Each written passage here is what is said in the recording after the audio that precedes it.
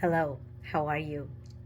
I thought today we'd talk about how you interview a realtor. I had a call this morning with a young family. They're starting to look for a home. As they said, they have spent the last few months getting ready and getting pre qualified, getting all of that in place. And remember, I always tell you to do that first. You need to find out what you can afford as far as buying a house. You want to find out what your monthly payments are. You want to get an idea of what your down payment is. Just make sure you know what your cash to close is and all of that. Okay, so now we've covered all that again. Let's talk about what you should ask a realtor. They had some questions that I thought were very insightful and very important. The first question they asked me is how many years experience I had. The second question they asked me is, was I full time?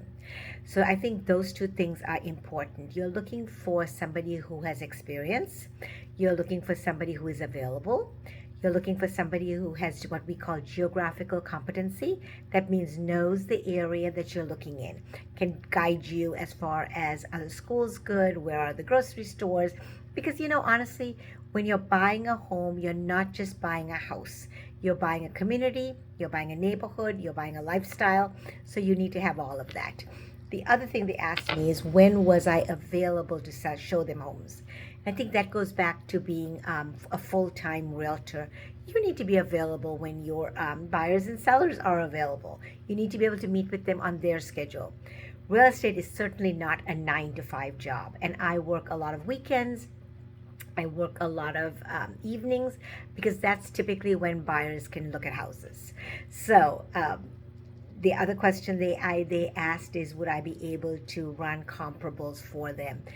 Find out what homes had sold for in the neighborhood, to find out if they're if they're getting a good deal or whether they are paying an appropriate price for the house. Those are all things that are important. So when you start looking for a realtor, ask them those same questions. How much experience they have? Are they full-time? When are they available to help you?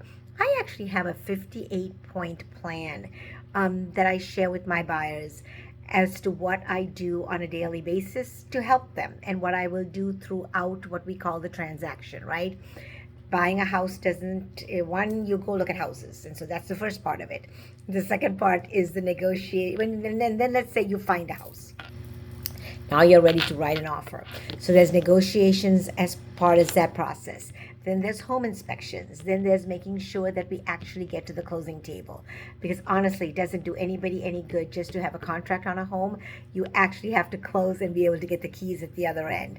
So those are the things that a good realtor can help you with all of those steps. Okay, I think that's enough for today.